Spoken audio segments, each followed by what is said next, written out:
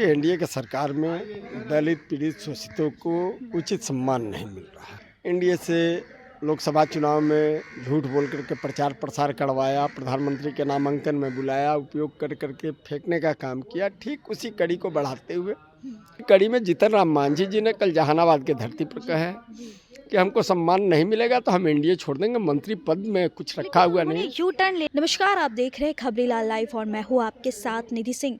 देखिए, जब से जीतन राम मांझी जी का बयान आया है, झारखंड चुनाव में उनको एक भी सीट नहीं मिली, दिल्ली में भी एक भी सीट नहीं मिली, लेकिन बिहार विधानसभा चुनाव में वो औकात दिखाने की बात कहे।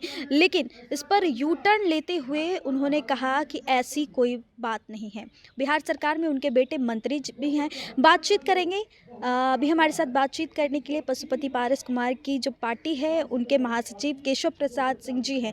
सर, कैसे देखते हैं पूरे जीतन राम मांझी के इस पूरे बयान को? पहले तो वो 40 सीट की डिमांड करते हैं, फिर 20 सीट की डिमांड करते हैं और बोलते हैं कि अगर इस बार सीट उनको चुनाव लड़ने के लिए नहीं मिलती है तो बिहार में औकात दिखा देंगे। कैसे देखते हैं? देखिए, एनडीए की सरकार में दलित पीड़ित शोषितों को उचित सम्मान नहीं मिल रहा है।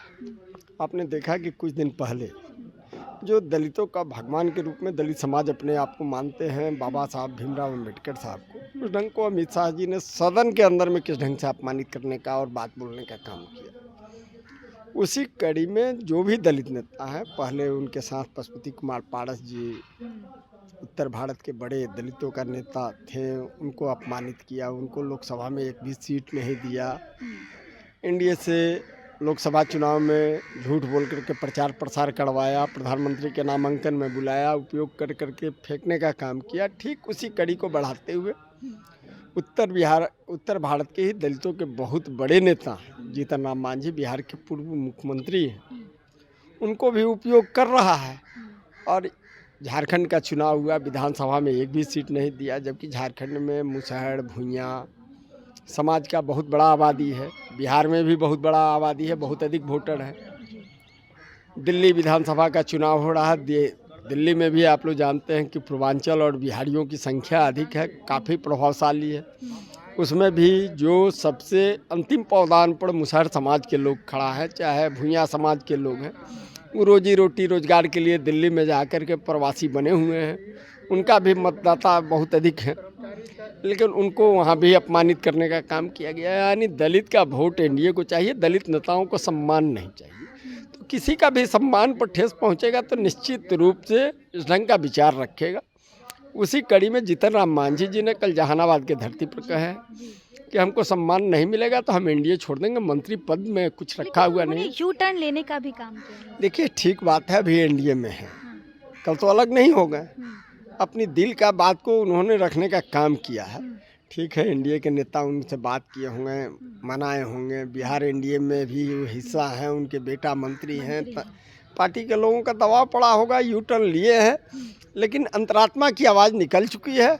यह अंतरात्मा की आवाज़ आज न कल प्रफुल्लित होगी, फूटेगी और ये होने वाला होंगे कि साइड होंगे तो उनको ही नुकसान होगा, उनके बेटे पे नुकसान होगा। देखिए, राजनीति कोई आदमी करता है तो अर्थ के लिए और पद के लिए नहीं करता है, पहले करता है मान सम्मान के लिए। तो जब मान सम्मान पर ठेस पहुंच रहा है तो निश्चित रूप से बड़ा पद इस देश में लोग छोड़े हैं और जीतन राम मांझी भी छोड़ देंगे। पद कोई महत्वपूर्ण नहीं होता है, सम्मान बहुत महत्वपूर्ण होता है। कोई व्यक्ति राजनीति करता है तो सम्मान के लिए करता है। जो व्यावसायिक लोग हैं वो पैसा के लिए, दलाली के लिए राजनीति करते हैं। तो उस स्तर के जीतन राम मांझी जी नहीं है। दलित समाज के बड़े नेता हैं, सम्मानित नेता हैं, उनकी मर्यादा है। वो निश्चित रूप से अपने सम्मान के लिए जब जदयू छोड़ सकते हैं तो क्यों एनडीए नहीं छोड़ सकते हैं? तो निश्चित ये आगे बात बढ़ेगी और इसका रिजल्ट आपको अप्रैल मई में दिखाई देगा। तो चलिए, अप्रैल मई में इसका रिजल्ट दिखाई देगा। अब कहा यह जा रहा है कि बिहार की राजनीति में लालू प्रसाद यादव खेल कर दिए हैं। वाकई बड़ा खेल हो गया है। इस रिपोर्ट में बस इतना ही। देखते रहिए खबरीलाल लाइव। बहुत